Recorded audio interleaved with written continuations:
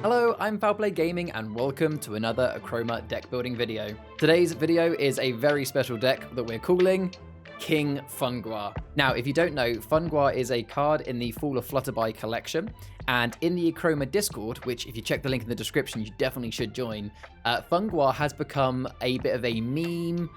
He is idolized, people call him a hero, some people even call him a god. Basically, we just really like this card. It's a bit of a meme, but it's funny. So this deck, it is a bit of a meme deck, but it could still be good. And it is a deck that contains 2 Funguar brothers and as many cards as I could throw in there that synergize with Funguar. So every card is thrown in there so that it will work to keep Funguar alive and make sure that Funguar is the main part of this build. Before we get into it, as always, a like, comment, and subscribe would really help me with the YouTube algorithm. And if you didn't know, I stream every Sunday at 6 PM UK time here on YouTube for Achroma card games. Make sure you check that out. But let's not waste any more time and get into it. Let's start with what you will need to build this deck. Ideally, you will need the full Fall of Flutterby collection, as well as the promo card, which comes with the first editions. You can technically get away with just having a couple of Fall of Flutterby decks, and you don't need the promo card. You could swap out any cards that you need to make this deck work for you. But to get the same deck as I've got on screen now, you will need the full Flutterby collection, as well as the promo card. The main objective for this deck, well, technically you could argue the main objective is just to have a laugh because it's a bit of a meme. But however, the main objective of this deck, we talk about, is it going to be Chroma based, where you try to raise your shards to 30, Achroma based, where you try to reduce others to 0, or hybrid, when you do a bit of both. Even though Funguar is quite an aggressive little character, this deck is actually designed to be a Chroma deck, where ideally you'll be winning by raising your shards to 30. If you want to build this deck right away and get straight into your Funguar games, I do not blame you. On screen now is a list of all the cards you will need to build this deck. Feel free to pause this video now and start creating it yourself. However, if you would like a little bit of information on how you should be playing this deck, as well as the positives and negatives, then watch on. So starting with the legendary, I've chosen Guardians of Flutterby Falls. This legendary supports Funguar in 2 ways. You can use the Splat 4 to give Funguar some extra bonus in the resolve, and you can use this to defend Funguar. As for the rares, we've gone with Double Trouble, because if 2 Funguars isn't enough, why not have a third? I've chosen Splat Square because this will not only give you some good resolve, but also all characters on your canvas get Splat 1, meaning the Funguars can literally have a paintball fight and splat each other. Why not? You also get to draw a card, so if you didn't already have Funguar in your hand, you can use this to try and find him. Funguar just needs as many objects as he can to stay alive, so this deck has a lot of objects of power. Prism Sprayer is a rare one, which is great because if one of your Funguars does get destroyed, at least the Prism Sprayer will move across to the other one. Achroma Corruptor is the final rare, and when you attach this to your Funguar, it means that if there's a situation where normally Funguar would attack another character, and in doing so would die himself, you can use your Achroma Corruptor to erase the other character before any of the damage goes off, keeping your Funguar in the battle for longer. In this deck, I've put in as many objects of power as physically possible for this realm. So we've put in 2 Achroma Bombs, 2 Ballistic Belts, and 2 Toadstool Cannons. On top of the benefits that all 3 of these give from their actions and resolve, the main reason to be in there is you attach them to your Funguars so that your Funguars have extra layers of defense by having objects that have to be killed before the Funguar. As for actions, I've put in 2 full palettes. This will help give you the extra shards you need to be able to play Funguar and some objects of power in one turn. I've put in a bounce, so in a really unlikely scenario that Funguar actually gets overpowered by another character, you can use bounce to bring Funguar back to your hand to keep him safe to play him another turn. We've put 2 defensive positions in here. This is really important. You can play defensive position so that your Funguars are invulnerable thanks to protection until your next turn. Now keep in mind that doesn't include actions, but hopefully your opponent won't use them because why would they kill a Funguar?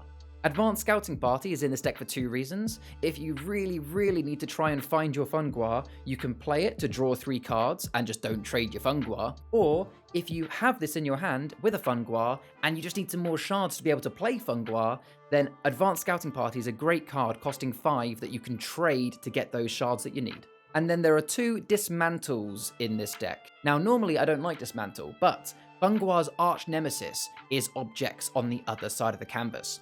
Because if a character on the other side of the canvas has an object of power that costs 2 or more in the attack phase, then when Funguar attacks, he will not be able to do any damage to the opposing character and therefore won't get his poisonous off. So having a couple of dismantles up your sleeves means you can play this to destroy an object of power to then attack with Funguar. As for locations, you have a single lost property. This will assist you with digging for an item, so if you have a Funguar in hand but not an item, you can go dig for one. Soaking Stone is in there purely as a nice little way to get a quick bit of steel down. This will help you assist you to actually win the game. Same thing for a single Cogs Village. Funguar has to have locations to rule, and why not Cogs Village? There's a bit of an infestation of Funguars in Cogs Village apparently. It will give you an extra +1 in the resolve. Then in this deck is 2 Blueprint Swirls. Now, these are your most important actual win mechanic in this deck. Now, admittedly, they are heroic locations, meaning you can only have one of them out at a time, but if one gets destroyed, you have another one in your deck ready to play. This card is so powerful, it means that as long as you can try and have multiple Chroma shards out, you can gain as much as +6 in the resolve phase. Ideally, don't play Blueprint Swirl until you have either Prism Sprayer, Guardians of Flutterby Falls, Splat Square, Fall of Flutterby, or Lost Property out on the board. If you play it without one of those cards out, you're not going to get as much value out of it, and you probably won't win. And lastly is the promo card, Fall of Flutterby. It's a nice little card to get Steel 2, and it's just a good way of supporting your Funguars by steal more shards to be able to play them. You'll notice there aren't very many characters in this deck. The ones that are there, though, are there to support Funguar. Carmela Tratorius is there to be able to erase locations and objects of power, for the same reason that we put the dismantles in. Carmela is there so you can use her to erase an object of power or a character that is a threat to your Funguars. Splat Teacher is in there so that you can play him, meaning that your Funguars will then be cheaper to actually play.